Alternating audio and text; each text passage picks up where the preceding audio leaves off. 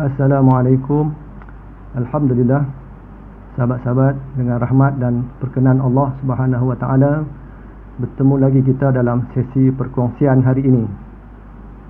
Rumusan sebelum ini, negara-negara dunia sedang melancarkan kempen menyelamat dengan mencurahkan wang yang besar kuantitinya bagi menangani kesan wabak COVID-19 terhadap ekonomi. Justru jangka panjangnya, insya-Allah kita agak pasti, iaitu emas akan naik. Tapi bila akan berlaku tidak diketahui secara tepat.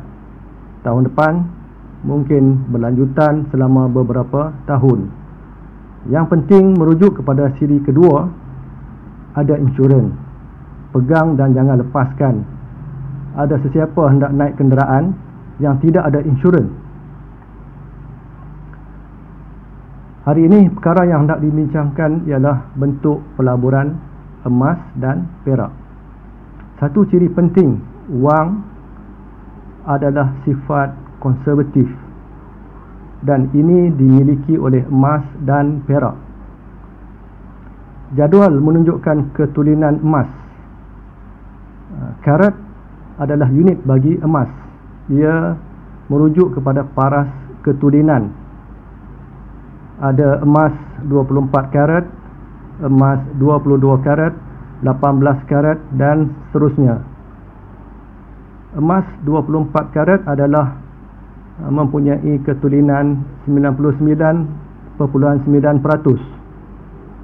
Kita panggil emas 999.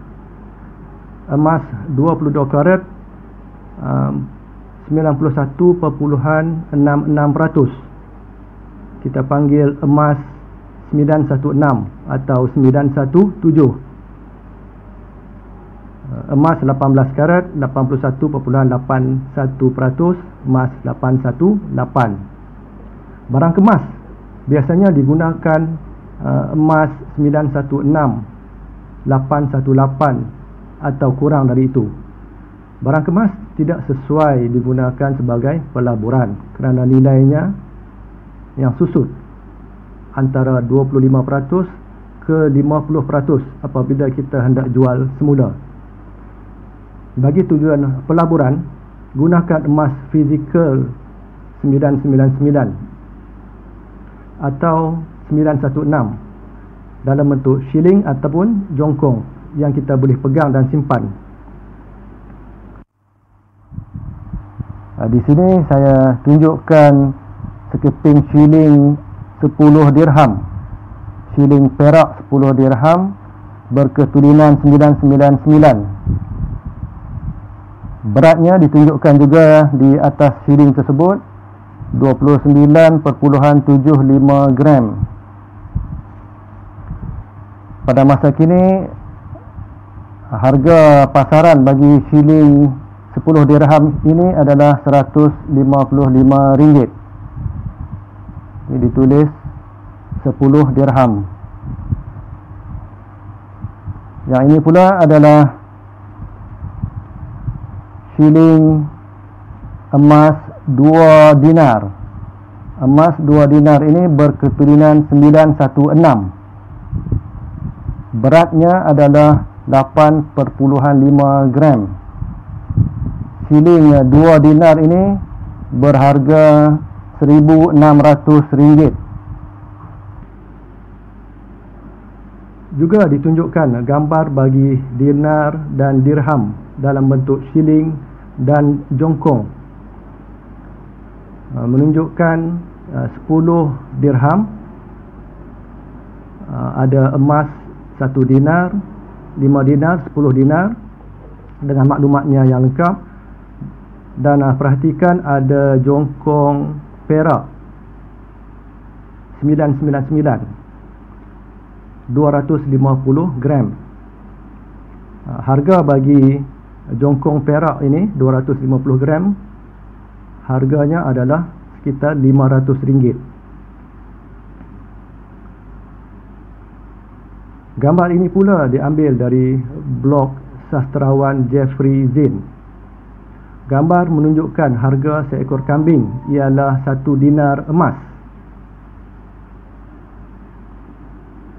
pada tahun 2015. 1 dinar emas pada tahun 1400 tahun yang dahulu juga, harga seekor kambing adalah 1 dinar emas, 4.2 gram emas. Hari ini 1 dinar emas 916 adalah RM848 harga bagi seekor. Ini bermaksud jika nak beli seekor kambing, kita bawa RM848 ataupun 1 dinar emas.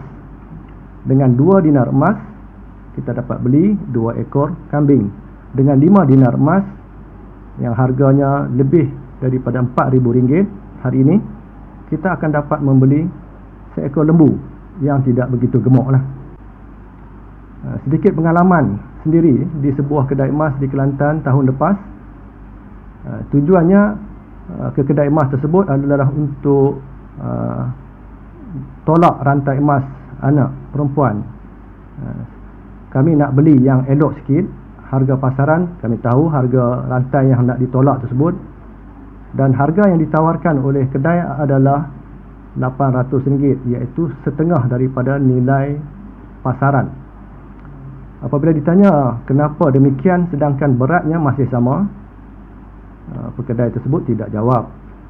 Bila kita kira, kita tahu bahawa berat 9 gram, harga semasa adalah RM170 1 gram, maka harga bagi rantai tersebut adalah RM1,530 berdasarkan kepada berat. Tapi yang ditawarkan hanyalah RM800, bermaksud jatuh lebih ataupun jatuh hampir 50% harganya barang kemas tersebut.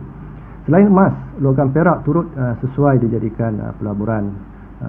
Tidak lihat kepada raja, justru ada pelabur profesional seperti Mike Maloney, penulis buku Gold and Silver, pada ketika ini sangat cenderung kepada perak. Kenapa?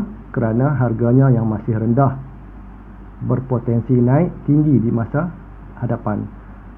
Inilah aplikasi kepada konsep beli rendah, jual tinggi. Ini adalah petikan yang saya ambil daripada jomurusduit.com. Kita lihat kepada nombor 3 di sini, instrumen pelaburan emas adalah pelbagai, dan saya potong bentuk barang kemas. Bentuk barang kemas bagi saya tidak sesuai. Yang sesuai adalah gold bar atau shilling dinar emas.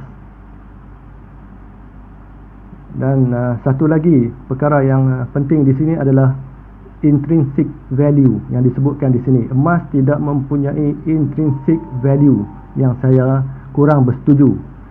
Mungkin penulis blog ini merujuk emas sebagai tidak mempunyai aliran tunai ataupun tiada hasil dividen. Ini pula adalah daripada majalah labur.com. Tak sesuai untuk pelaburan jangka masa pendek seperti mana yang saya sebutkan. Pelaburan jangka panjang bagi emas, bila kita ada duit lebih, dibulatkan, garisan merah tu dibulatkan, duit lebih, insya-Allah bolehlah kita beli. Juga disebut emas perhiasan terdedah kepada susut nilai sekitar 25%. InsyaAllah sahabat-sahabat, di sesi perkongsian yang akan datang, saya akan bincangkan isu berkaitan emas dan apa implikasinya jika pendapatan dibayar dalam emas atau perak, sebagaimana yang ditunjukkan sebentar tadi bagi harga seekor kambing. Nantikan sesi berikutnya. Assalamualaikum warahmatullahi wabarakatuh.